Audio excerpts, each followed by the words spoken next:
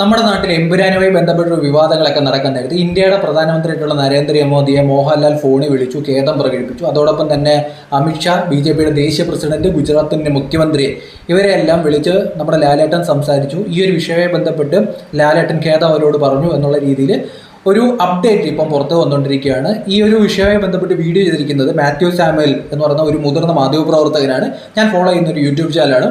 മോദിയോടും അമിത്ഷായോടും ക്ഷമ ചോദിച്ച് മോഹൻലാൽ എന്നുള്ള രീതിയിലാണ് വാർത്ത വന്നുകൊണ്ടിരിക്കുന്നത്. അപ്പോൾ അവർ തമ്മിലുള്ള സംസാരങ്ങളെല്ലാം കഴിഞ്ഞു എന്ന് നമുക്ക് മനസ്സിലാക്കാം. കഴിഞ്ഞ ദിവസം നമ്മുടെ മോഹൻലാൽ ഈ ഒരു വിഷയവുമായി ബന്ധപ്പെട്ട് ഖേദം പ്രകടിപ്പിച്ചിട്ടുണ്ടായിരുന്നു. തന്നെ ഇഷ്ടപ്പെടുന്ന ആർക്കെങ്കിലും ഈ സിനിമ കൊണ്ട് എന്തെങ്കിലും ഒരു വിഷമം തോന്നിയിട്ടുണ്ടെന്നുണ്ടെങ്കിൽ അതുമായി ബന്ധപ്പെട്ടൊരു post Mohanlal social media post ചെയ്തിട്ടുണ്ടായിരുന്നു. അത് നമ്മുടെ പൃഥ്വിരാജ് ഷെയർ ചെയ്തിട്ടുണ്ടായിരുന്നു. ഞാൻ ഈ സിനിമ തിയേറ്ററിൽ പോയി കണ്ട ഒരാളാണ്.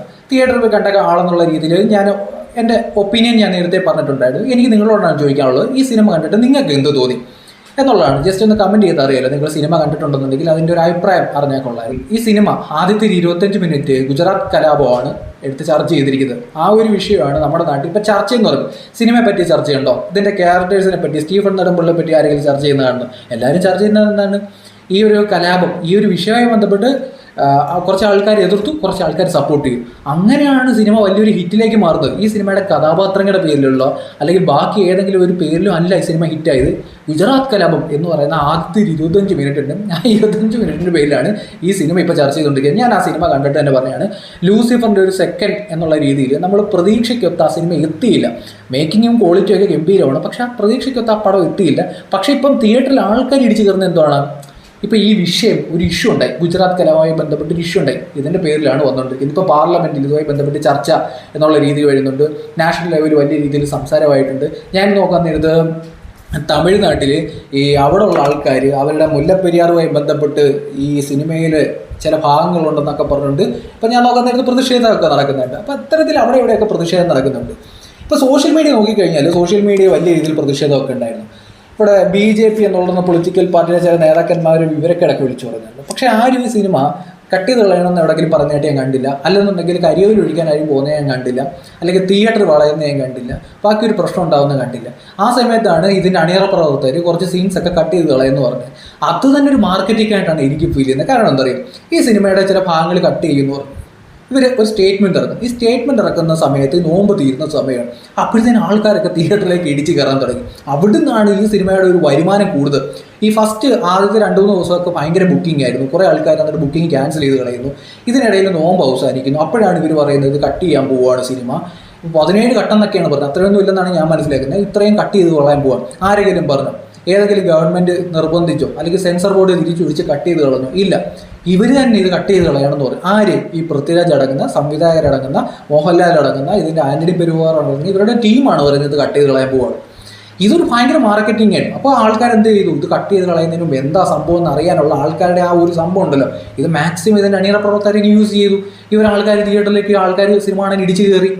കട്ട് ചെയ്ത് കളയുന്നതിന് മുമ്പ് ആൾക്കാർക്ക് കാണാം. ഇതിപ്പോൾ സംഭവിക്കാൻ പോകുന്നത് എന്താ പറയുക, കുറച്ച് ആൾക്കാരോട് തിരിച്ചു കയറും. ഇത് കട്ട് ചെയ്തിട്ട് ഏത് ഭാഗമാണ് കട്ട് ചെയ്ത് കളഞ്ഞതെന്ന് അറിയണമല്ലോ, അതിനുവേണ്ടി കുറച്ച് ആൾക്കാരോട് കയറും.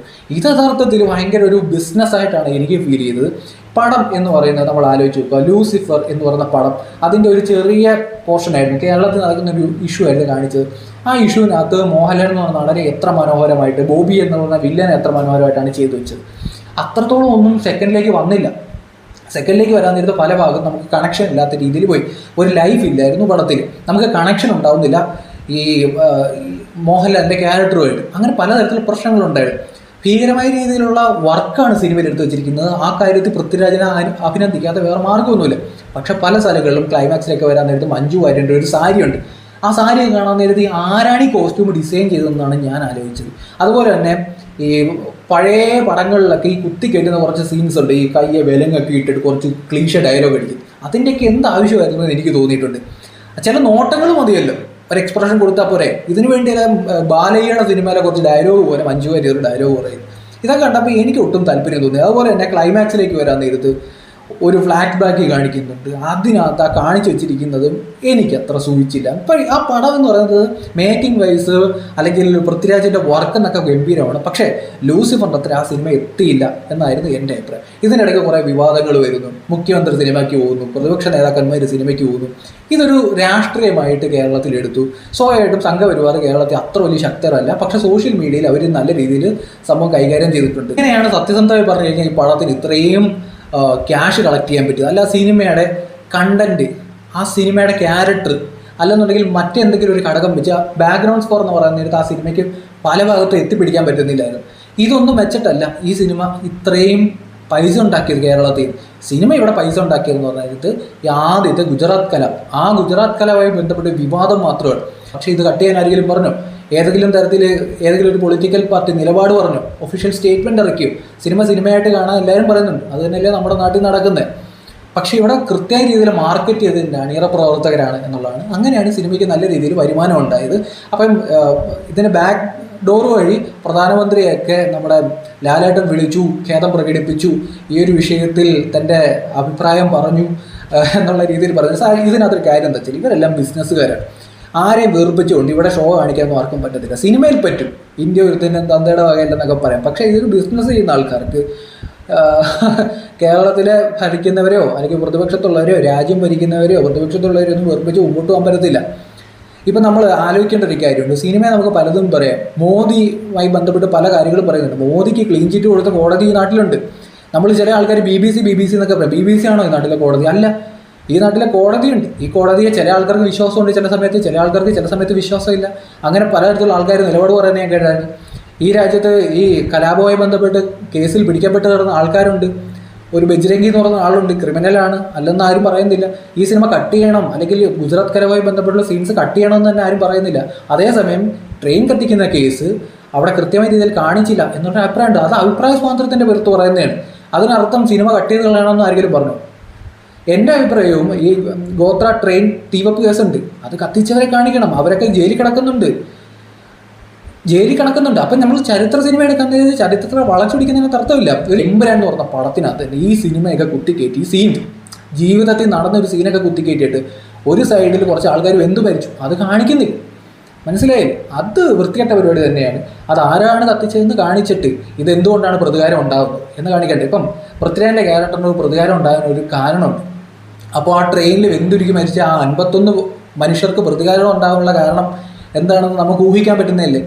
ഇവിടെയാണ് സിനിമ, നമ്മളൊരു സിനിമ എന്ന് പറയുന്ന നേരത്തെ നമ്മൾ കുറച്ചുകൂടെ നീതി പുലർത്തേണ്ടതുണ്ട്. ലാസ്റ്റത്തെ ഒരു മെസ്സേജ്, ഈ കലാപങ്ങളൊന്നും ഒന്നിനൊരു പരിഹാരമല്ല എന്നൊക്കെ പറഞ്ഞു വെച്ചാൽ തീരുന്ന പ്രശ്നമുള്ളായിരുന്നു. സത്യം പറഞ്ഞു കഴിഞ്ഞാൽ നമ്മളെല്ലാവരും തിയേറ്ററിൽ പോയത് ആഘോഷിക്കാൻ വേണ്ടിയാണ്. എന്നിട്ട് എന്ത് സംഭവിച്ചു എന്ന് നമുക്കറിയാം. ഇപ്പോൾ സിനിമയുടെ എമ്പുരാൻ എന്ന് പറഞ്ഞ സിനിമയുടെ ആ പ്രോഡക്റ്റിൻ്റെ പേരിലൊന്നും ആരും ചർച്ച ചെയ്യുന്നില്ല. ഗുജറാത്ത് കലാപം, അതിൻ്റെ പേരിൽ പ്രതിഷേധിക്കുന്നവരും അനുകൂലിക്കുന്നവരും ടിക്കറ്റ് എടുത്ത് സിനിമ കണ്ടു. ഇതൊരു പ്രതിഷേധത്തിൻ്റെ ഭാഗമായി സിനിമ കണ്ടു, ആ സിനിമയ്ക്ക് വരുമാനം കിട്ടിയെന്നുള്ളതാണ്. ലൂസിഫർ സിനിമ അങ്ങനെ ആയിരുന്നില്ല. ലൂസിഫർ ആ സിനിമയ്ക്കുള്ള വരുമാനമാണ് കിട്ടിയെങ്കിൽ ഇത് പ്രതിഷേധിക്കാൻ വേണ്ടി ആൾക്കാർ കയറി എന്നുള്ളതാണ്. പ്രതിഷേധത്തിൻ്റെ വരുമാനം രണ്ടും തമ്മിൽ വലിയ വ്യത്യാസമുണ്ട്. അതേ പേജ് കാണുന്ന ഫോളോ ചെയ്യുക. നിങ്ങളുടെ അഭിപ്രായം കമൻറ്റ് ചെയ്യുക.